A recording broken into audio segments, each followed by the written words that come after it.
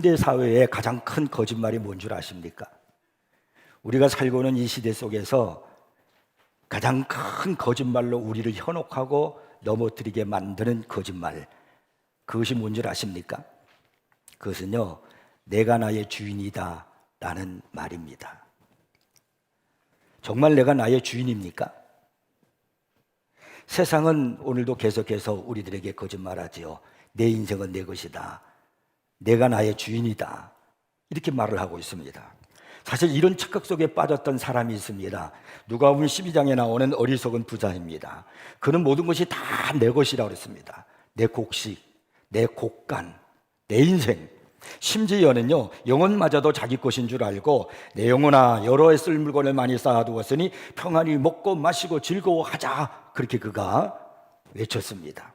그런데 그날 밤 하나님께서 오늘 밤 내 영혼을 도로 찾으리니 그러면 내 준비한 것이 네 것이 되겠느냐 라고 그렇게 하나님이 말씀하시면서 그의 영혼을 데리고 가셨습니다. 그는 그 순간 죽은 겁니다. 그 후에 그는 아마 크게 후회했을 것입니다. 내 인생은 내 것이 아니었구나, 내 영혼도 내 것이 아니었구나, 하나님이 나를 데리고 가니까 모든 것은 다 내 것이 아니었구나, 이 사실을 뒤늦게 깨닫고 후회했을 것입니다. 수년 전에 민혜경이라고 하는 가수가 있는데 그 가수가 부른 노래 중에 내 인생은 나의 것, 그런 노래가 있습니다. 상당히 히트를 친 그런 노래입니다. 근데 그 노래의 가사가 이래요. 부르지는 마세요. 제가 가사만 한번 여러분 들려드릴게요. 내 인생은 나의 것, 내 인생은 나의 것, 그냥 나에게 맡겨주세요. 내 인생은 나의 것, 내 인생은 나의 것, 나는 모든 걸 책임질 수 있어요. 아마 여러분 은근히 들어보셔서 마음속에 이렇게 따라 부르고 싶은 그런 또 생각이 들 수 있는 분도 없지 않아 있을 수도 있습니다. 근데 정말 그럴까요?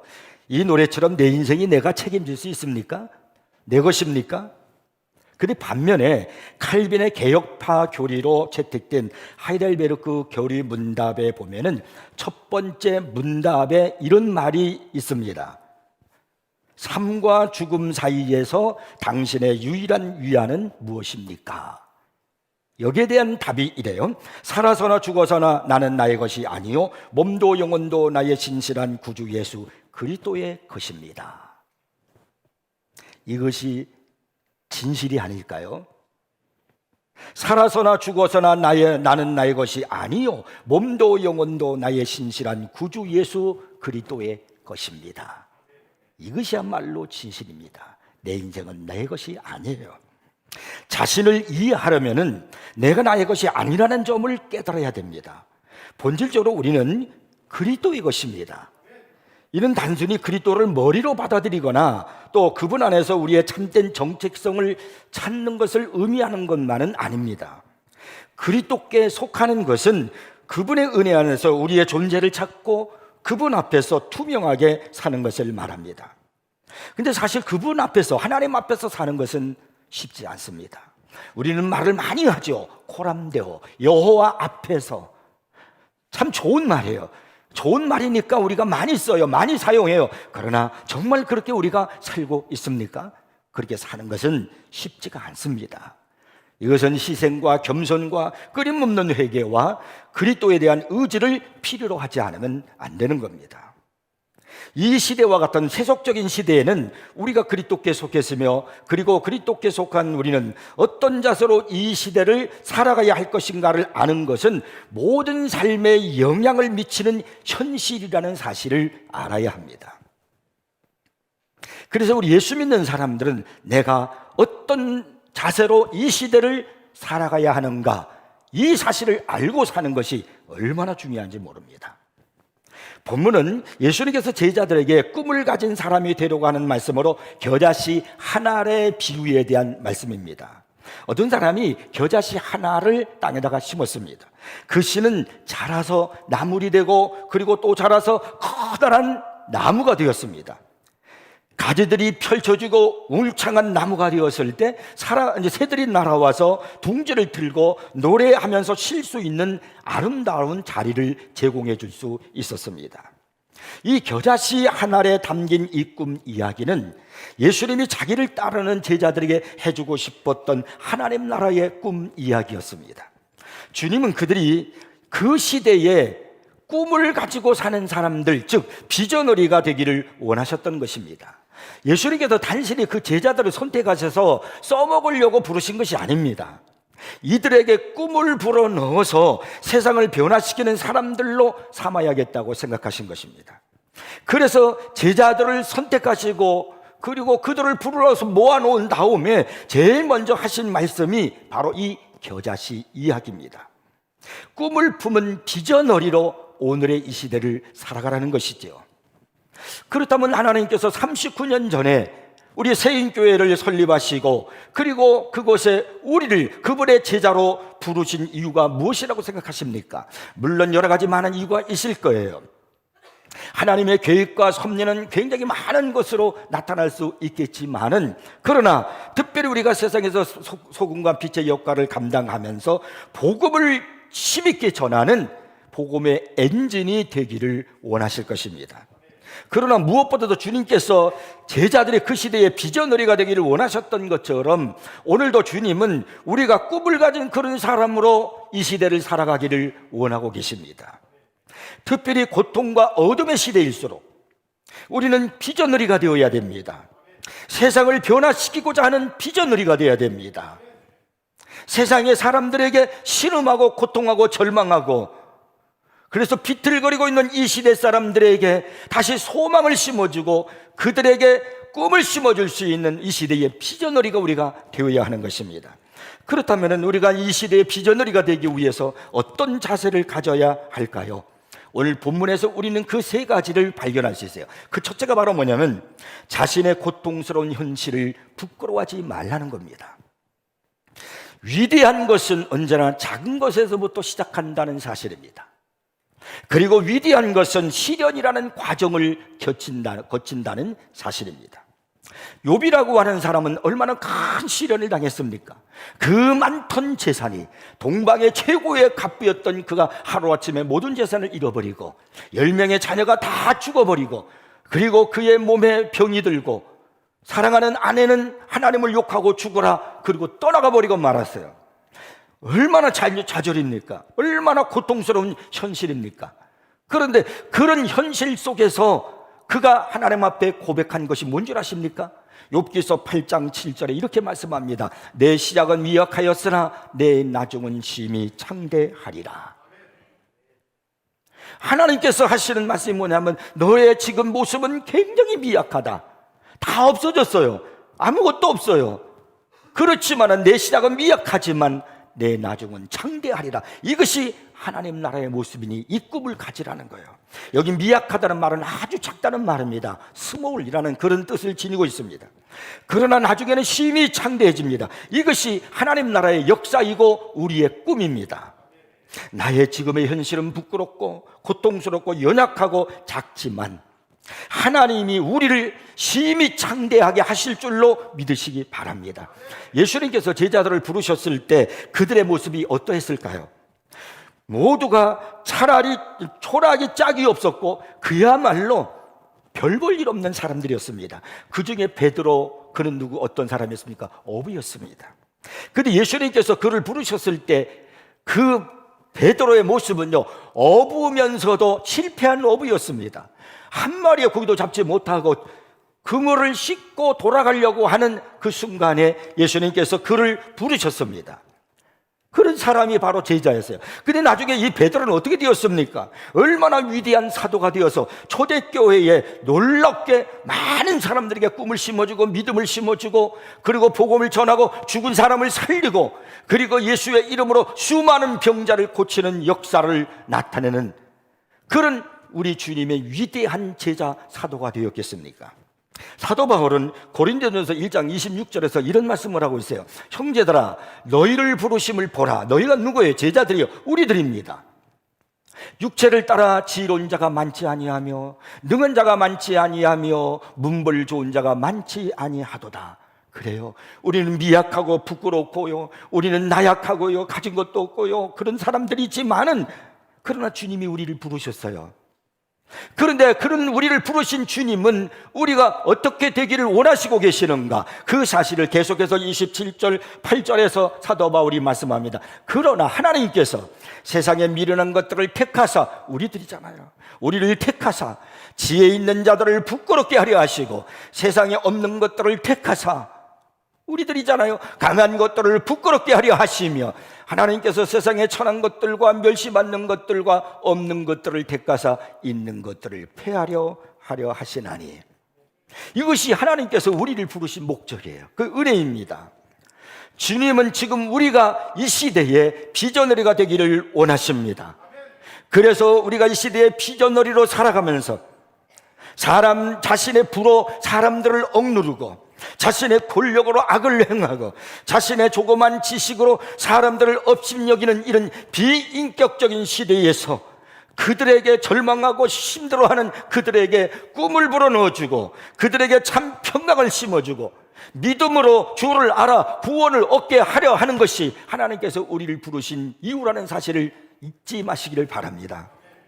예수님이 열등감과 비관 속에 빠져있는 제자들을 모아놓고서 겨자씨 하늘의 꿈 이야기를 하신 이유는 어떤 위대한 것도 갑자기 커질 수 없다는 사실을 그들에게 말씀해 주고 싶었던 겁니다.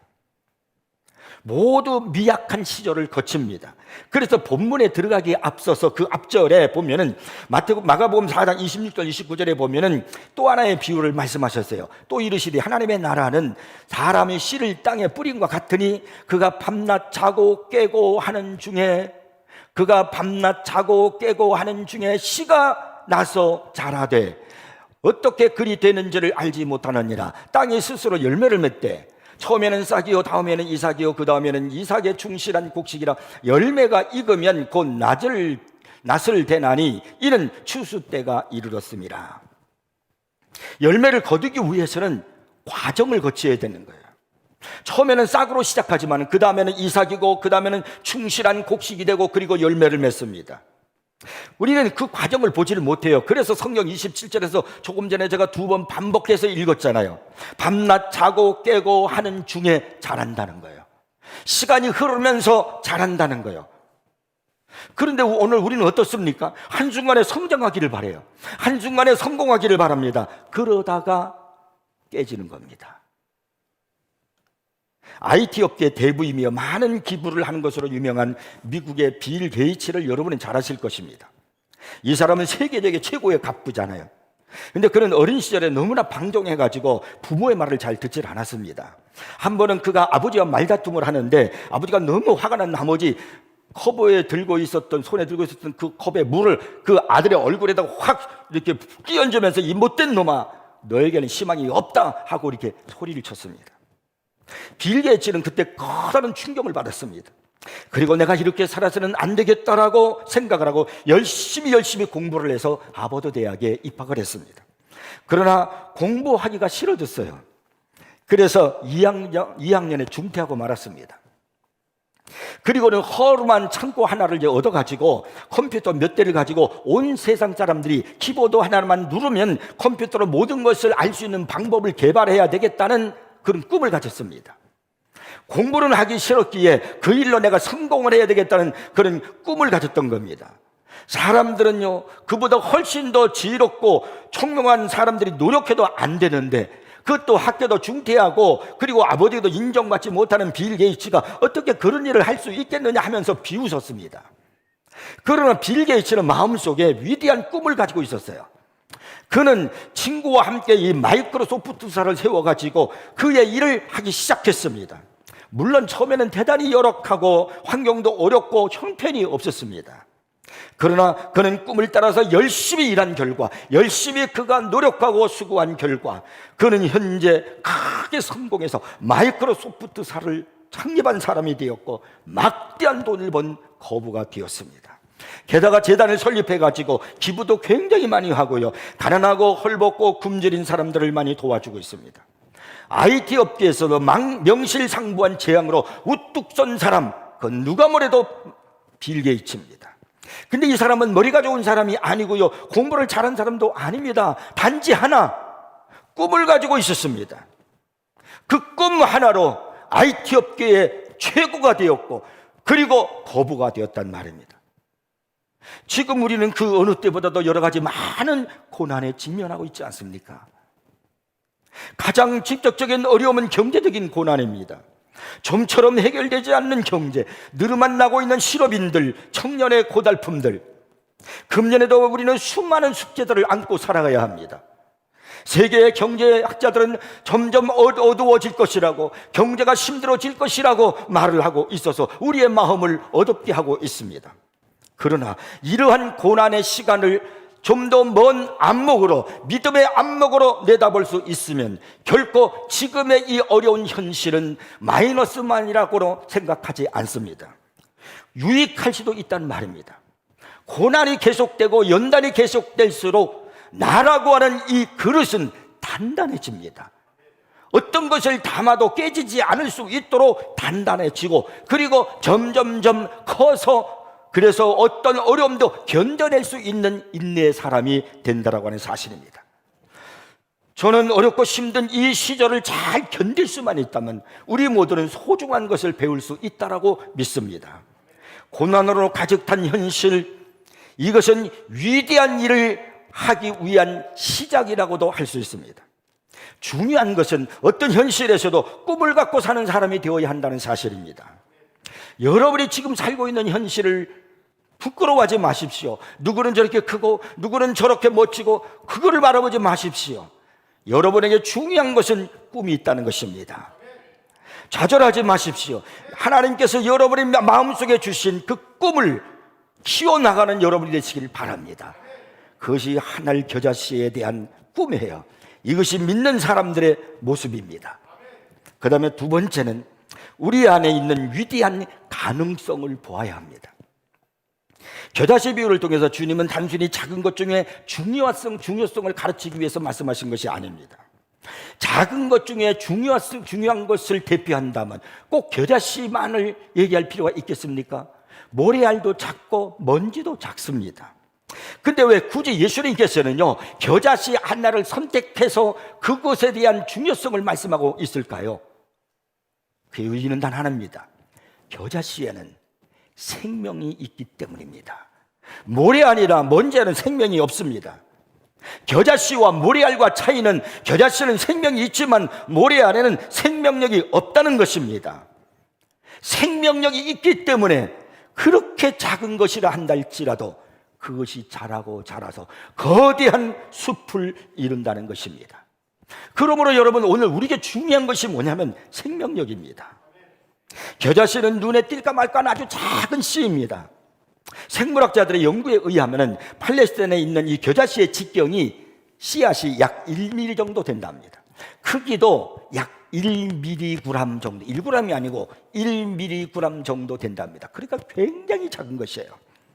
눈에 보일까 말까 할 정도로 아주 작은 씨앗이지만은 이것이요, 자라면 평균 1.5m 정도 자라고 어떤 것은 3m까지 자란다는 것입니다. 그렇게 크게 자라서 잎들이 무성하게 되니까 새들이 날라와서 거기다 둥지를 틀고 거기서 기치를 들이고 그리고 거기서 노래를 하는 거예요. 또 사람들은 그곳에 와서 더위를 피해서 쉬고 그리고 서로 이야기를 하면서 그리고 그들의 안식처로 그리고 그들의 쉼터로 만들 수 있다는 겁니다. 아니, 어떻게 그렇게 자그마한 그 겨자씨가 이런 일을 만들 수 있었을까요? 그건 바로 생명력이 그렇게 만들었다는 겁니다. 그러니까 예수님께서 이 비유를 통해서 우리에게 말씀하시고 싶은 것은요, 겨자씨의 생명력을 복음의 생명력, 믿음의 생명력에 비유하시기 위해서 이 말씀을 사용하신 것입니다. 여러분, 복음이 뭐예요? 예수님이십니다. 예수님의 생명이고 예수님의 능력입니다. 그건 예수님 자신이야말로 우리 기독교의 최대 자산이고 우리 인생의 꿈과 소망이고 반석이고 능력이 되시는 분이 바로 우리 주 예수 그리스도십니다. 그래서 여러분, 내가 예수님을 붙들고 있으면 삽니다. 예수님은 제자들에게 뭐라고 말씀하셨냐면요, 하늘과 땅의 모든 권세를 너에게 주었다 그랬습니다. 그 무식하고 연약하고 보잘것없는 제자들에게. 그러면서 뭐라 그러냐면요, 가서 모든 족속으로 제자를 삼으라 그랬습니다. 그러면서 또 마지막에 하신 말씀이 뭐냐면 볼지어다 내가 세상 끝날까지 너희와 함께 있으리라.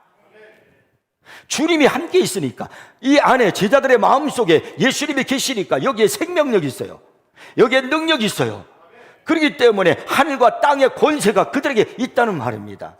지금은 보잘것없고 작지만은 이제 그들을 통해서 놀랍게 성장하고 변화되고 부흥되는 역사를 보게 될 것이라는 거예요.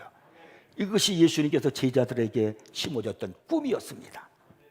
우리 예수님은 어떤 분일까요? 골로새서 2장 3절에 보면은 그 안에는 지혜와 지식의 모든 보화가 감추어졌느니라고 말씀하고 있고요. 2장 9절에서는 또 이렇게 말씀합니다. 그 안에는 신성의 모든 충만이 육체로 거하시고, 한마디로 예수님은 충만이십니다. 예수님이 모든 것이 되시고 하나님이시란 말이에요. 하나님이 함께 하시는 것이 결코 작은 일입니까? 우리는 일어날 수 있어요. 우리는 어떤 환경 속에서도 다시 우리는 역사를 만들어낼 수 있습니다. 오늘 우리 한국교회가 다시 하나님의 부흥의 역사를 만들어낼 수 있습니다. 왜냐하면 내 안에 계신 예수 그리스도로 말미암아 생명력이 있고, 그리고 능력이 있으신 내 안에 예수 그리스도가 계시기 때문에 그분을 통해서 우리는 일을 할 수가 있기 때문에 그렇습니다. 코로나와 함께 불경기가 겹치면서 잃어버린 것들이 얼마나 많습니까? 어떤 사람은 직장을 잃어버리고, 어떤 사람은 수입이 줄었습니다. 어떤 사람은 사업에 그만 사업장이 문을 닫아야만 했습니다. 어떤 사람은 미래가 불투명해졌습니다. 그러나 예수님이 함께 하신다는 사실입니다. 그렇다면 우리는 꿈을 가질 수 있습니다. 우리는 다시 일어설 수 있습니다. 이것이 소망이고 비전이란 말이에요. 비전은 미래를 볼 수 있는 능력입니다. 현실이 불투명하고 고통스럽지만은 현실 건너편에는 주님이 우리를 위하여 준비하신 것들이 있습니다. 내일을 볼 수 있는 눈이 있다면 제자들이 불평하고 좌절했을까요? 그들이 실패했을까요? 주님을 믿는 믿음이 부족한 것, 그것이 바로 그 제자들의 문제였고, 역시 오늘 우리들의 문제이기도 합니다. 복음서에 보면 제자들이 한 간질병 걸린 어린 아이를 그 아버지가 고침을 받기 위해서 찾아왔습니다. 그때 예수님은 그곳에 계시지 않았습니다. 그래서 제자들이 그 간질병 어린 아이를 고치기 위해서 무척이는 노력을 했습니다. 힘을 썼습니다. 그러나 전혀 고치질 못하고 그들이 힘들어하고 절망하고 있을 그때 예수님이 오셨습니다. 예수님은 단 한마디로 그의 병을 고치셨습니다. 그 놀라운 역사가 있고 난 다음에 제자들이 예수님께 물었습니다. 선생님, 우리가 왜 이 아이를 고칠 수 없었습니까? 그때 예수님이 이렇게 대답하십니다. 너희의 믿음이 작은 까닭이라. 그리고 이어서 하신 말씀이 마태복음 17장 20절이에요. 믿음이 겨자씨 하나일 만큼만 있어도, 생명력이 있으니까요, 이 산을 명하여 여기서 저기로 옮겨지라 하면 옮겨질 것이요 또 너희가 못할 것이 없으리라. 문제는 주를 향한 믿음이 부족하다는 거예요. 내 안에 생명이 없다는 겁니다. 교회를 오래 다니는 것이 중요한 것이 아닙니다. 직분을 가진 것이 중요한 것이 아닙니다. 내 안에 생명력이 있느냐는 거예요. 믿음의 생명력, 복음의 생명력. 여러분, 찬양해도 생명력 있는 찬양을 해야 돼요. 목사가 설교를 해도 생명력 있는 설교를 해야 돼요. 기도를 해도 생명 있는 그런 기도를 해야 역사하는 겁니다. 근데 우리는 내가 죽어 있는지도 모르고 겉만 움직이면 되는 줄 알고 그렇게 신앙생활을 하고 있지는 않습니까? 그리스도를 향한 우리의 믿음이 중요합니다. 나는 못하지만 주님은 하십니다. 불가능한 것처럼 보이는 일들이 주님으로 말미암아 가능해집니다. 내 인생은 불투명하지만 주님이 함께 하시기 때문에 믿을 수가 있습니다. 그러므로 여러분, 주님을 신뢰하십시오. 내 안에 주님이 계시기 때문에 나를 통해서 여러분 가능성이 있다는 사실을 잊지 마십시오. 나는 할 수 있다. 내게 능력 주시는 자라서 내가 모든 것을 할 수 있다 했으니 내 안에 주님이 계시기에, 능력의 주님이 나와 함께하고 생명의 주님이 나와 함께하기 때문에 다시 일어설 수 있다, 할 수 있다라는 소망과 꿈을 갖기를 주의 이름으로 축복합니다. 그 다음에 세 번째는요, 기다리는 여유를 가지셔야 됩니다. 사람들이 왜 꿈을 이루지 못합니까? 서두르기 때문에 그런 거예요. 현대인들은 너무나도 서두릅니다. 바쁨이 일생이 되어버렸습니다. 그래서 늘 긴박한 상태에 있고 야단법석이고 꼭 인생이 장애물 뛰어넘기를 하는 것과 같습니다. 어떤 사람은 바쁨을 열등감, 두려움, 죄책감의 반응에 미친 듯이 노력하는 상태라고 정의를 했습니다. 바쁨에서 벗어나면 좋은 점은요, 단순히 즐거운 수준이 아니라 정말 좋은 것을 침착하고 효과적으로 또한 강력하고도 기쁘게 할 수 있다는 거예요. 그러니까 꿈을 이룰 수 있다는 이야기입니다. 어떤 분은요, 이 시대에 비전어리로 살기 위한 결단으로 자기 책상 위에다가 이런 글을 적어 놨다고 합니다. 조금의 바쁨도 없이 사는 삶을 목표로 살아야 한다. 바쁘게 살지 않겠다는 분명한 의도를 품어야 한다. 한 번에 하루씩 살기로, 오늘을 살기로. 그것이 이 시대의 비전어리로 살기 위한 그의 명언이었어요. 바쁘지 않게 바쁨을 잊어버리고 살자는 거예요. 세상 속에서 우리 자신의 자리를 생각할 때 우리는 무엇보다도 하나님 앞에서 생각해야 됩니다. 그래야 내 자신의 모습을 참된 배경 속에서 발견하게 되는 거예요. 시편 23편은 여호와는 나의 목자시니 내가 더 빨리 달리리로다 이렇게 말하지 않아요. 목자들처럼 좀처럼 달리는 법이 없습니다. 목자들은 절대로 서두르지 않습니다. 목자들은 어디에 푸른 초장이 있고 신만한 물가가 있고 다 알고 있습니다. 그래서 이 목자는 양들을 데리고 갈 때, 이끌고 갈 때 서두르질 않아요. 목자가 뛰는 거 보셨습니까?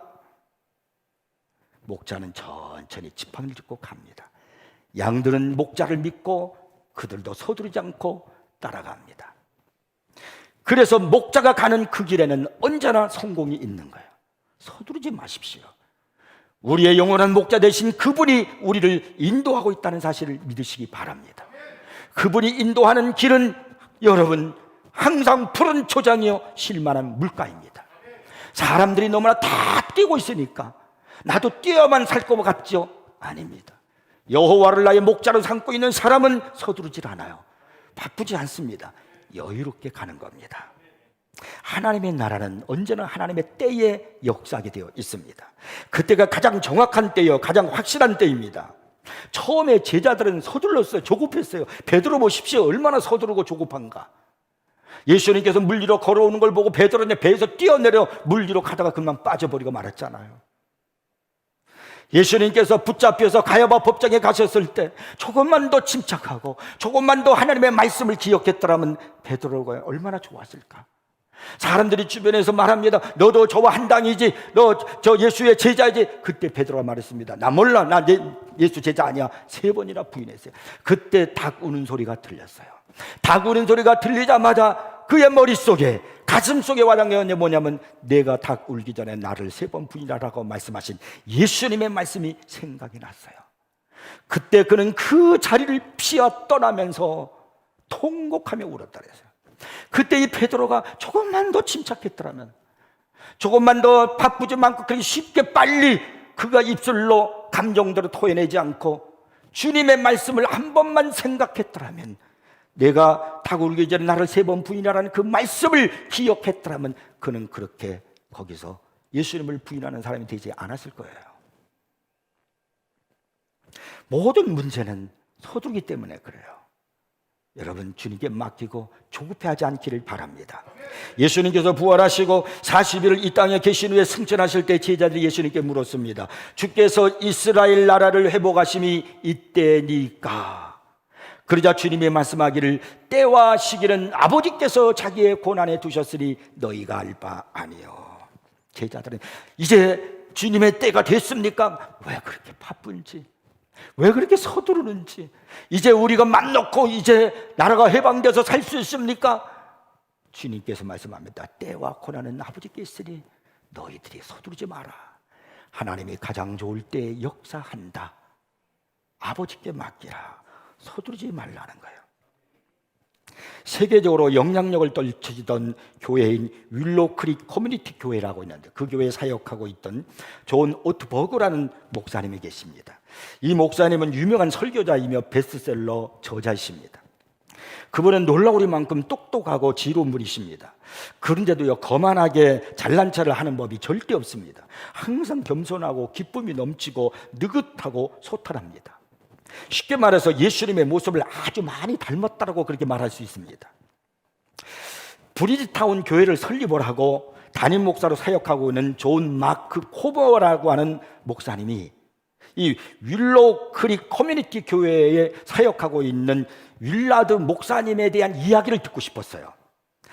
지금 그 당시에는 현재 담임 목사는 존 오트버그라고 하는 목사님이지만 그 전 목사님이 윌라드라는 목사인데 그 목사님이 그 큰 교회를 성장시켰거든요. 그래서 이 존 마크 코머라고 하는 이 목사님도 큰 교회에서 사역하다가 그 교회를 사임을 하고 그 브리지타운 교회라고 하는 교회를 새롭게 설립을 하신 분이에요. 근데 이분이 존 오트버그 지금 그 윌로우 크릭 커뮤니티 교회를 담임하고 있는 그 목사님, 현 담임하고 있는 목사님에게 찾아가서 먼저 목사님, 바로 그 윌라드 목사님에 대해서 좀 들려달라고 졸라댔습니다. 그랬더니 이제 이 오트버그 목사님 이렇게 이제 이야기를 합니다. 한 번은 이제 오트버그 목사가 그 선임 목사님에게 윌라드 목사님에게 조언을 구하기 위해서 전화를 걸었다고 합니다. 그때가 1990년대 말쯤 되었다고 합니다. 이 오트버그 목사도 유명한 설교자고 그리고 베스트셀러 저자이기 때문에 그 정도 목사님이라면요, 예수님의 훌륭한 제자로 목회자라고 알려져 있어서 다 존경하는 목사님이에요. 하지만 그는 정신없이 달리는 대형교회의 방식에 남모르게 회의를 느끼고 있었습니다. 내가 이렇게 목회를 해야 되는가? 대형교회니까 얼마나 바쁘겠어요. 그래서 그는요, 윌로드 목사님에게 전화를 걸어 물었습니다. 목사님, 주님이 바라는, 제가 되려면 무엇을 해야 할까요? 수화기 반대편에서 긴 침묵이 흘렀어요. 이윽고 윌라드 목사님의 목소리가 들려왔습니다. 삶에서 바쁨을 가차없이 제거해야 되네. 오트버그 목사님은 이 말을 수첩에 빠르게 적었습니다. 그리고 오트버그 목사님이 다시 물었습니다. 혹시 다른 건 없습니까? 또다시 긴 침묵이 흘렀습니다. 윌로드 목사님의 음성이 들려왔습니다. 다른 건 없어. 바쁨은 우리 시대의 영적 삶을 방해하는 큰 적이야. 삶에서 바쁨을 가차없이 제거해야 하네. 바쁨이 적이라는 거예요. 이 시대의 비전어리로 살아가는 성도 여러분, 서두르지 마십시오. 서두르면 실패의 근본입니다. 나도 빨리 저렇게 성공해야 되는데, 나도 저렇게 돼야 되는데, 우리 교회도 저렇게 커져야 되는데, 무엇을 위하면서요? 서두르면 실패의 근본이라는 것을 잊지 마세요. 바쁨은 영적 삶을 방해하는 큰 적입니다. 하나님의 때를 기다리며 인내하며 기다리기를 바랍니다. 바벨론이라는 나라가 이제 유다 나라를 침공해 옵니다. 이 사실을 알고 있는 하박국 선지자는 너무나도 괴로웠어요. 바벨론의 그 무서운 전쟁에 의해서 수많은 이 나라 백성들이 죽어가고 이 나라가 멸망할 것을 바라보면서 그는 하나님 앞에 막 통곡하며 기도합니다. 하나님, 도대체 이 악을 처단하시는 하나님의 의는 어디에 있습니까? 이 나라를 그냥 내버려 두시렵니까? 유다 나라가 멸망하기를 바라십니까? 하나님 백성들이 다 죽어가기를 바라십니까? 하박국 선지자가 통곡하며 무릎을 꿇고 울며 기도하고 있을 때 주님이 이렇게 대답을 하십니다. 하박국서 2장 3절이에요. 비록 더딜지라도 기다리라. 지체되지 않고 반드시 응하리라. 내가 보기에는 망할 것 같으지? 내가 보면 끝날 것 같으지? 걱정하지 마. 기다리라. 하나님께서 반드시 응답하신다. 그래서 이 사실이 하나님의 뜻을, 하나님의 계획을 알았던 이 하박국 선자는 후에 하박국서 3장 17, 18절 마지막에 가서 그는 이렇게 외칩니다. 나는 여호와로 말미암아 즐거워하며 나의 구원의 하나님으로 말미암아 기뻐하리로다. 그의 마지막은, 처음의 시작은 슬픔의 기도였지만 마지막은 감격의 찬양으로 끝납니다. 기다리십시오. 하나님은 나보다 먼저 앞서가십니다. 그 뒤를 따라가는 우리들이 서두르지 마십시오. 주님도 앞서가려고 하지 마십시오. 말씀보다 앞서지 마십시오.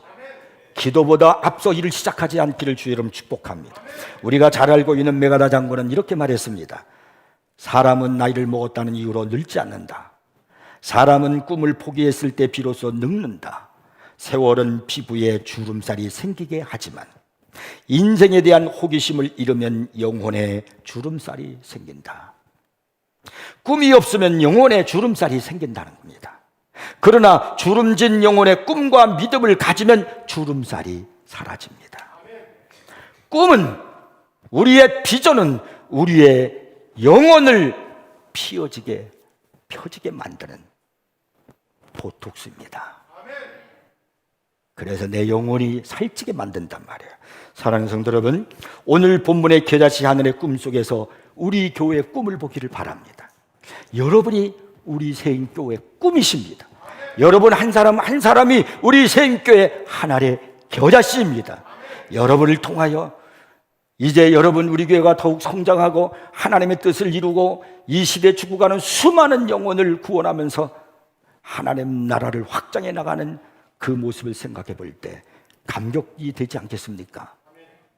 하나님의 말씀을 믿고 오늘 이 시대에 비전어리로 살아가기를 주의 이름으로 축복합니다. 기도하겠습니다.